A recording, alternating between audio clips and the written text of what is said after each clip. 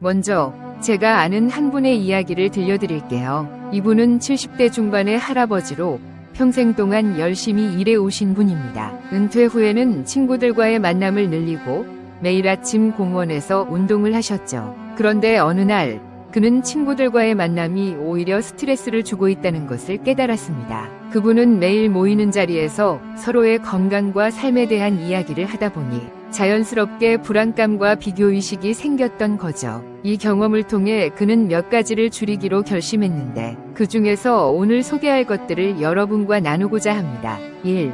사회적 압박 줄이기. 첫 번째로 사회적 압박을 줄이는 것입니다. 할아버지는 친구들과의 만남이 부담이 되기 시작했습니다. 매번 모일 때마다 누군가는 건강 문제를 이야기하고 누군가는 여행 이야기를 하며 서로를 비교하는 분위기가 형성되었죠. 그래서 그는 친구들과의 모임을 줄이고 대신 소수의 친한 친구들과 편안한 대화를 나누는 시간을 늘리기로 했습니다. 어떻게 줄일까요? 여러분도 비슷한 상황이라면 소수의 진정한 친구들과의 관계를 우선시하세요. 자신이 편안하게 이야기할 수 있는 사람들과 시간을 보내는 것이 중요합니다. 또한 사회적 압박감을 느끼지 않도록 모임의 주제를 자유롭게 정할 수 있는 환경을 만드는 것도 좋습니다. 누군가의 성공이나 건강 이야기를 듣는 대신 서로의 취미나 일상에 대한 이야기를 나누는 것이죠. 2. 과도한 정보 소비 줄이기. 두 번째로 과도한 정보 소비를 줄여야 합니다. 할아버지는 매일 아침 뉴스와 SNS를 통해 다양한 정보들을 소비하곤 했습니다. 하지만 어느 순간 자신이 알고 있는 정보가 오히려 불안감을 증폭시키고 있다는 것을 깨달았습니다. 특히 부정적인 뉴스가 많은 영향을 미쳤죠. 그래서 그는 하루의 뉴스 소비 시간을 정하고 신뢰할 수 있는 출처에서만 정보를 얻기로 했습니다. 어떻게 줄일까요? 하루에 정보를 소비하는 시간을 정해두고 그 시간 외에는 뉴스나 SNS를 멀리해보세요. 필요한 정보는 주간 단위로 확인하고 불필요한 정보는 차단하는 것이 좋습니다. 또한 긍정적인 콘텐츠나 자기개발 관련 자료를 소비하는 것도 좋은 방법입니다. 이렇게 하면서 마음의 평화를 찾을 수 있습니다. 3. 과도한 계획 세우기 줄이기.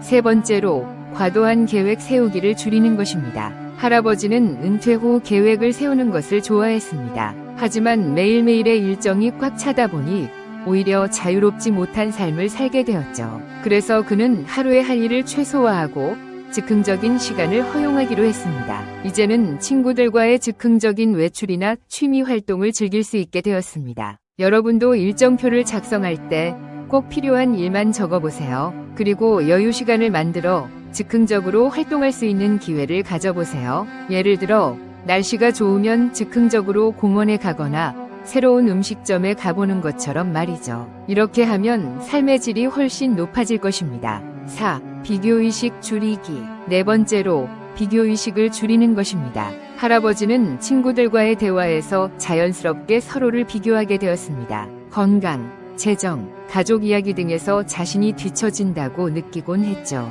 그래서 그는 이러한 비교의식을 줄이기 위해 자신의 목표와 성취에 집중하기로 결심했습니다. 이제는 다른 사람과의 비교가 아닌 자신이 이루어낸 작은 성과들을 축하하고 있습니다. 매일 자신이 이룬 작은 목표나 성과를 기록해보세요. 이를 통해 자신감을 얻고 다른 사람과의 비교를 줄일 수 있습니다. 또한 긍정적인 자기 대화를 통해 자신의 가치를 재확인하는 것도 중요합니다. 5.